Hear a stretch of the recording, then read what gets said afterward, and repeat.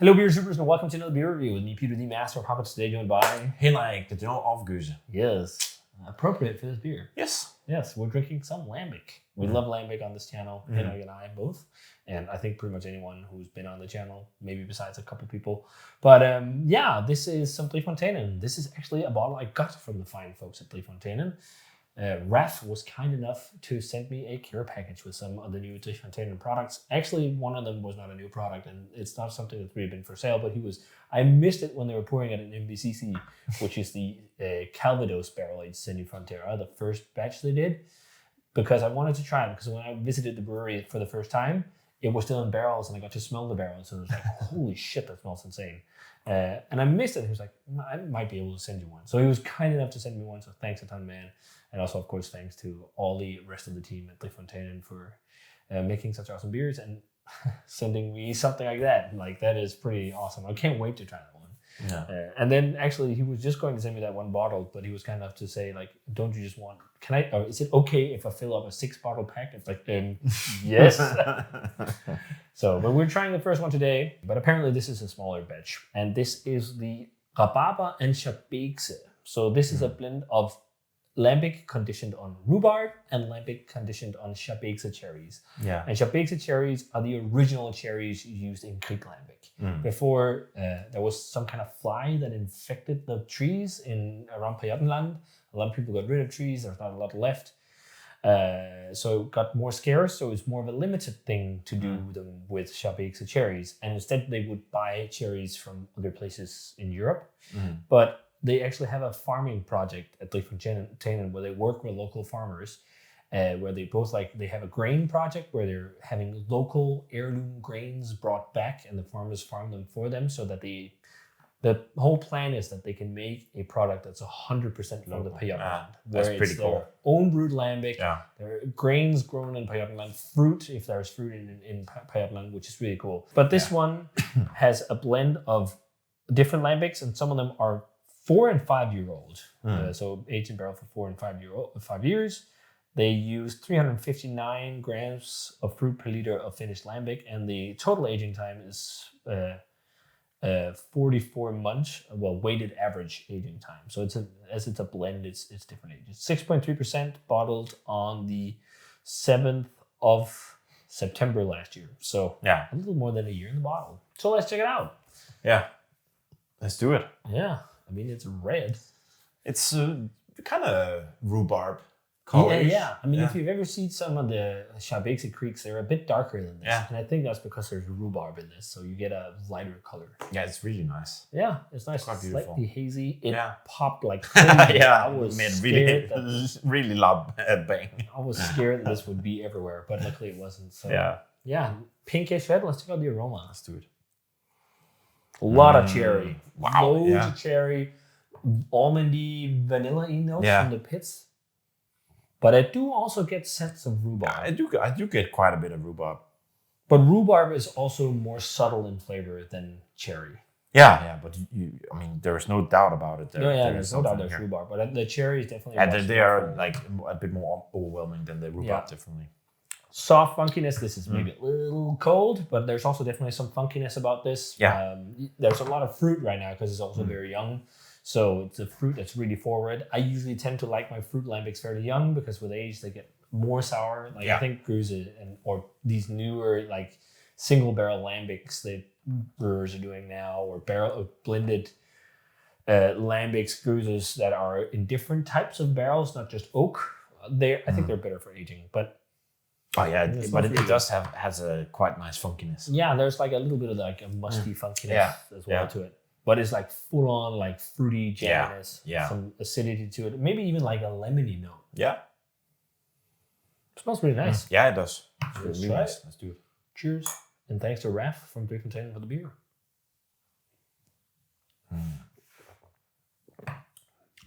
Oh, really sharp up front. Oh yeah. It's very vinous. Yeah. It's almost like got rosé qualities to it. And there is the aftertaste is really savory. Like there's umami. Yeah, I get that's like a bit of a salinity or something like that. Yeah, you get that sometimes with older lambic. I think you get some like umami, savory notes.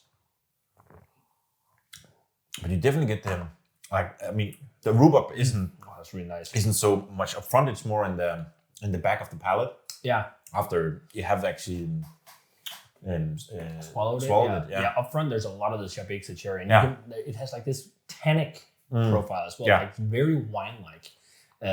It's also more robust than rosé. I said rosé, like it's almost like it's a bit like lighter red wines, like Pinot Noir or something like that in character. Oh yeah, where it's like jammy, but it's lighter. It's also, first sip seemed quite sour up front, but I think second sip, third sip, it's not like super sour. No, but it's when you just get used to the sourness in the palate, it's actually it opens up quite a bit. Oh, it's really nice after the pastry beers having something like this. Oh, and that's good funkiness as well. Yeah, lots of oak.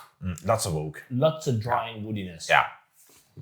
Like, this is something, drinking it right now, I definitely wouldn't age too long. No. Because I want that like really forward fruit flavor that's there right now. I'm definitely also getting the rhubarb. It's like second fiddle to the cherry. Yeah. But it's there. It's like that bright, slightly sharp, acidic rhubarb flavor. And you can feel it on your teeth. And I don't know if you can notice that. And do you know why? Because rhubarb has oxalic acid. Yeah, exactly. And that's why you feel it on your teeth. And that's very interesting, actually, to think of. I know Lambic is all about not using additives, but if you ever do home pickling with rhubarb, you use an anti-oxalic acid agent to not make it too teeth scraping. Yeah. But you can feel a bit of that on your teeth. And I wonder, because I'd imagine you couldn't put that in a Lambic because it's all about like pure natural ingredients. Yeah. There's like no real additives to these kind of beers. So I'm guessing besides like brewers' salts, I don't know if they actually work on body and water profiles in Lambics. Oh, but this is just it's really nice. It's really nice on top refreshing of and pleasant. I mean, it isn't too sour at all. No, not at all. And it's full on fruit. There's so much fruit character. Yeah. But it's I think it's interesting how tannic it is. There's so many deep tannins to this. I don't think it's my favorite. Like, I think I've had Schaarbeekse Creeks that I like more from Fonteinen without the rhubarb. But I still think it's really good. And I'm not just saying this because I've said it. It's really nice. A lot of people talk about how some of the Fonteinen fruit lambics are getting more sour, or they've been more sour. And I think it's really dependent on the age often. I've even had we were just talking one of the other big guys, or not big guys, but more hype guys, Cantillon. For example, for me sometimes, Rosé de Gambrinos, so many people love that. It's just like raspberries and me and lambic these days. It's just not. I think that I think is too sour. But cherry, for some reason, often doesn't get all the way in that like crazy sour mark. But you can feel there's more sourness to this as well than compared to other Schaarbeekse cherry lambics that they've done. And I'm guessing that's because it's the blend of Schaarbeekse and rhubarb. Because rhubarb has a lot of acidity. Yeah. But it's not too much. Like, it's actually fun that they actually spell rhubarb the same way we do in Danish. Yeah, rabarber. Rabarber. They probably say rabarber. Rabarber? I don't know. I'm thinking like a 93 or something. It's really nice. Very good fruit lambic. Yeah. Really refreshing. Yeah. I wouldn't age this much longer. I would drink it as it is right now, where the fruit character is really good. I agree. And I agree on the grade as well. I'm thinking also early 90s. Yeah. It's really present, really nice. I really like rhubarb, and I think the cherries are more there, but I like that in the aftertaste you get that rhubarb flavor as well. Yeah. So guys, definitely check out some of the Fonteinen Rabarber Schaarbeekse from the 22-23 season. I think they just released this, maybe. I'm pretty sure most of the stuff he said in the pack are either just released or will be released. I know that Sene y Frontera was one of the ones that was released. But check it out if you can. And thanks a ton to Raf and Fonteinen for the Lambic. And as always, remember to comment, subscribe to the Facebook fan page and Twitter and Instagram. Give the video a thumbs up if you enjoyed it, and ring the bell for future notifications about videos. And we're going to play cheers. Cheers, buddy. Cheers. And see you guys in the beer review. So this happens fairly rarely, but we're back again with this because we drank this just out in the fridge. Which might have been a little bit stupid, but we were just craving something that was not big pastry beer. This really improved also as this is warmed. A lot. There's just so much more depth to it right now. That kind of Vigne's red wine quality is really deep, and there's like these like tobacco umami notes that are really leathery notes.